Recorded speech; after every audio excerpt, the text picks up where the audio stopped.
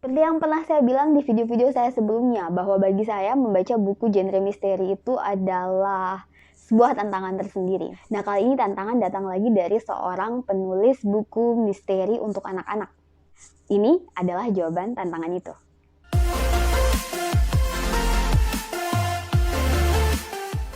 Hai semua, jumpa lagi di Estimologi.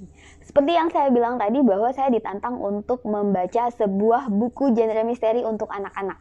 Buku itu adalah seri pertama Creepy Case Club yang judulnya adalah Kasus Nyanyian Berhantu. Ini adalah buku anak-anak pertama yang saya baca setelah lebih dari mungkin 10 tahun tidak pernah membaca buku untuk kategori usia anak-anak atau juga bisa dikategorikan middle grade ya. Karena selama ini lebih banyak berkutat dengan buku-buku genre untuk orang dewasa. Buku ini menceritakan tentang sosok Namira, seorang anak SD yang menyukai cerita-cerita dongeng, seperti layaknya anak-anak biasanya. Tetapi, yang membuatnya berbeda dari anak-anak perempuan kebanyakan adalah bahwa kalau anak-anak perempuan kebanyakan itu menyukai dongeng dan mengidolakan tokoh-tokoh putri yang ada dalam cerita-cerita dongeng itu, sedangkan Namira lebih menyukai karakter-karakter penjahat atau tokoh-tokoh antagonis dalam cerita-cerita dongeng tersebut. Bahkan, Namira juga lebih cenderung suka terhadap hal-hal yang berbau mistis seperti hantu, monster, dan sebagainya. Suatu saat, karena tugas dari sekolahnya, Namira harus menyanyikan sebuah lagu tradisional di depan kelas. Nah, ia pun mempelajari sebuah lagu yang ia pilih dari buku lagu yang ada di perpustakaan di sekolahnya. Ternyata lagu yang ia pilih adalah sebuah lagu tradisional kuno yang memiliki cerita mistis di baliknya.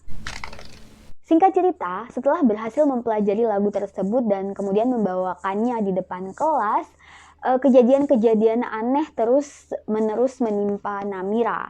Dan bahkan ia sampai kontak langsung dengan si arwah yang membayang-bayangi lagu yang ia bawakan tersebut. Untuk lepas dari bayang-bayang si arwah, ternyata Namira harus memecahkan sebuah teka-teki tentang kematian arwah tersebut dan juga melibatkan ia dengan sebuah rahasia yang sudah terpendam selama puluhan tahun.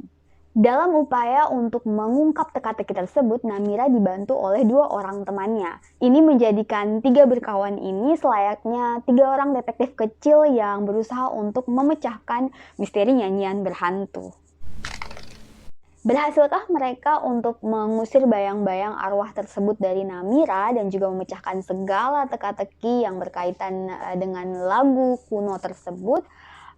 Kalian harus baca bukunya untuk tahu semua jawaban itu karena saya tentu saja tidak akan memberikan spoiler dalam review-review saya. Tapi yang jelasnya buku ini lumayan banget untuk dibaca. Tipikal yang bisa dihabiskan dalam sekali duduk ya. Jadi saya juga bacanya nggak nyampe 1 hari langsung habis.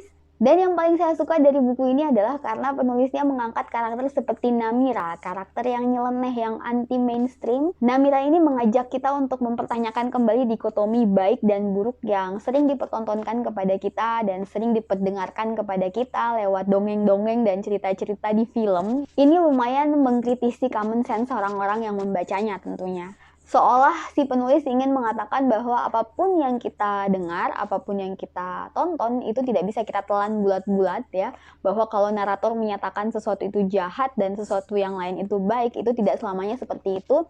Ada hal-hal abu-abu yang ada di belakangnya yang mungkin membuat seseorang menjadi jahat dan seseorang menjadi baik. Dan ada kemungkinan untuk mereka bertukar tempat, bertukar situasi yang menjadikan orang-orang berubah. Karena kehidupan itu dinamis. Kita makanya harus selalu terbuka wawasannya dan tidak terpaku, tidak terfokus, tidak kaku dalam menilai segala sesuatu. Untuk ukuran cerita anak-anak, buku ini lumayan menyeramkan mungkin ya, tapi sebagai orang dewasa saya merasa buku ini masih bisa dieksplor lagi, masih bisa lebih menggigit lagi tingkat keseramannya gitu ya. Dan saya rasa plot twist-nya di buku ini itu agak sedikit kecepatan tampilnya gitu ya. Kalau bisa dieksplor lebih dalam lagi sebelum ada plot twist-nya itu bakal lebih menggigit, bakal lebih berasa creepy-nya itu dapet ya. Seperti namanya Creepy Case Club-nya itu dapet. Tapi saya bisa maklum karena ini adalah buku pertama dari serial Creepy Case Club. Jadi saya melihat dan merasakan bagaimana penulisnya ini masih meraba-raba alur gaya penceritaan seperti apa yang mau dia pakai di Creepy Case Club. Jadi ya masih bisa dimaklumi ya.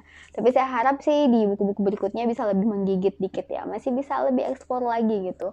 Agak tebel dikit juga nggak apa-apa sih kayaknya. Tetap masih bisa dihabiskan dalam satu kali duduk karena tipe yang memang nggak bisa ditinggal gitu. Pasti bikin curious, pasti bikin penasaran. Anyway, saya nggak bakalan keberatan untuk nyari buku yang kedua dan ketiganya dan seri-seri berikutnya dari serial ini karena saya ngerasa bukunya lumayan worth it banget untuk jadi selingan di antara buku-buku non-fiksi yang biasanya saya baca ya. Dan tentunya saya jadi nggak ragu untuk merekomendasikan buku ini untuk kalian semua yang nonton gitu ya. Kalau kalian seusia saya dan kalian punya anak SD atau keponakan yang usia SD, bisa banget untuk merekomendasikan ini untuk mereka baca karena bukunya worth it ya. Buku ini punya pesan-pesan positif selain yang sudah saya sebutkan. Menurut saya juga bisa membangkitkan keberanian dan curiosity dari anak-anak, dan selain itu juga tentunya bisa membuat mereka berpikir out of the box ya.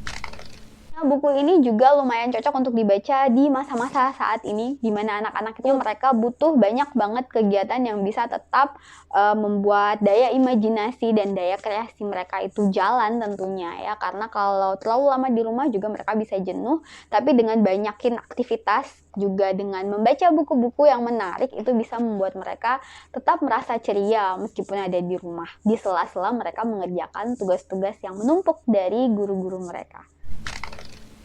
Oke, tantangan sudah dijawab dan setelah ini saya akan estafetkan buku ini ke pembaca berikutnya di BookTube Indonesia. Terima kasih untuk Mas Rizal Iwan yang sudah kasih kesempatan saya dan juga teman-teman di BookTube Indonesia untuk mereview buku Creepy Case Club seri yang kasusnya nyanyian berhantu ya, dan ditunggu juga karya-karya berikutnya dari Mas Rizal Iwan. Semoga sukses selalu dengan serial Creepy Case Club-nya. Dan buat kamu semua yang sudah nonton video ini dari awal tadi, jangan lupa kasih like-nya dan juga jangan lupa subscribe kalau kalian belum subscribe ya. Juga share video ini ke teman-teman kalian atau juga adik-adik kalian yang suka jenis buku seperti yang sudah saya bahas barusan.